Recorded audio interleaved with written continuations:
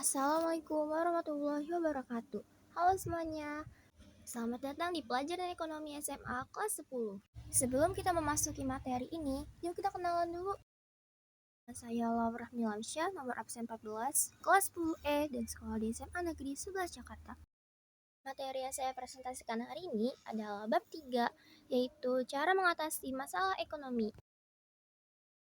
Tujuan pembelajaran hari ini, Anda diharapkan mampu menentukan pilihan tepat, memanfaatkan biaya peluang, menetapkan skala prioritas, dan mengelola keuangan, menjelaskan cara-cara mengatasi masalah ekonomi mikro, menjelaskan cara-cara mengatasi masalah ekonomi makro, dan menjelaskan sistem-sistem ekonomi sebagai solusi masalah ekonomi. Jadi guys, yang pertama ada A, menentukan pilihan yang tepat. Untuk mengatasi kelangkaan, setiap orang harus menentukan pilihan yang tepat dan paling menguntungkan. Lalu B, memanfaatkan biaya peluang. Biaya peluang adalah segala sesuatu yang dikorbankan untuk mendapatkan sesuatu. Kemudian C, skala prioritas dan pengelolaan keuangan. 1. Skala prioritas. Kebutuhan lebih penting harus didahulukan pemenuhannya daripada kebutuhan lainnya. Prioritas dibagi menjadi 3. Ada prioritas pertama atau 1, kebutuhan primer, dan kebutuhan sekarang. Prioritas 2, kebutuhan sekunder, kebutuhan masa depan. Dan yang terakhir ada prioritas ketiga, ada kebutuhan tersier. 2.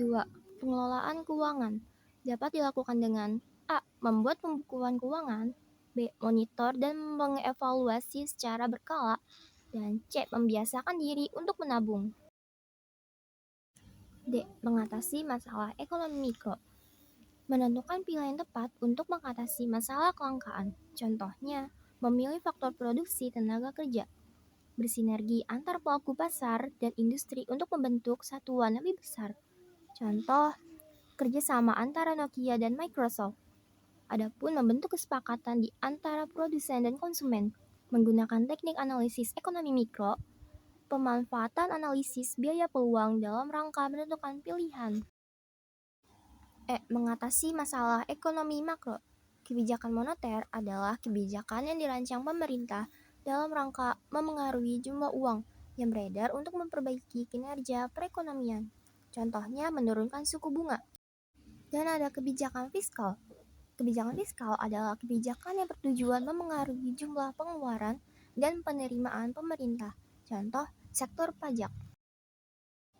Lalu, ada kebijakan dengan arah harga barang murah dan bermutu. Contohnya, pemerintah menyediakan infrastruktur jalan yang baik. F. Ekonomi sebagai solusi masalah ekonomi. 1.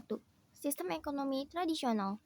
Sistem ekonomi yang ditetapkan oleh masyarakat tradisional. Ciri-cirinya, teknik produksi dipelajari secara turun-temurun.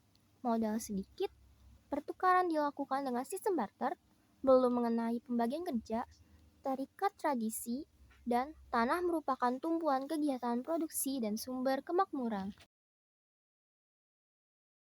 2. Sistem ekonomi komando. Peran pemerintah sangat dominan, sedangkan peran masyarakat atau pihak swasta sangat kecil. Ciri-ciri, alat dan sumber daya produksi dimiliki dan dikuasai negara. Rakyat tidak bebas memilih pekerjaan, dan kebijakan perekonomian diatur pemerintah. 3. Sistem ekonomi pasar. Sistem ekonomi di mana kegiatan ekonomi seperti produksi, distribusi, dan konsumsi dilakukan oleh swasta. Ciri-cirinya, semua sumber produksi menjadi milik masyarakat. Pemerintah tidak ikut campur tangan secara langsung dalam kegiatan ekonomi. Masyarakat terbagi atas 2 golongan, yaitu pemberi kerja dan penerima kerja. Timbul persaingan dalam masyarakat. Setiap kegiatan ekonomi didasarkan atas pencarian keuntungan, dan kegiatan ekonomi selalu mempertimbangkan keadaan pasar. 4. Sistem ekonomi campuran. Sistem ekonomi di mana pemerintah dan swasta saling berinteraksi dalam memecahkan masalah ekonomi. Orientasi sistem pasar beberapa negara. Perekonomian komando. Kuba, Cina, Hongaria, Swedia, Inggris, Amerika Serikat, dan Hong Kong. Perekonomian pasar bebas. Cukup sekian presentasi saya pada materi ekonomi bab 3 hari ini. Kurang lebihnya mohon maaf. Wassalamualaikum warahmatullahi wabarakatuh. Terima kasih semuanya, bye-bye.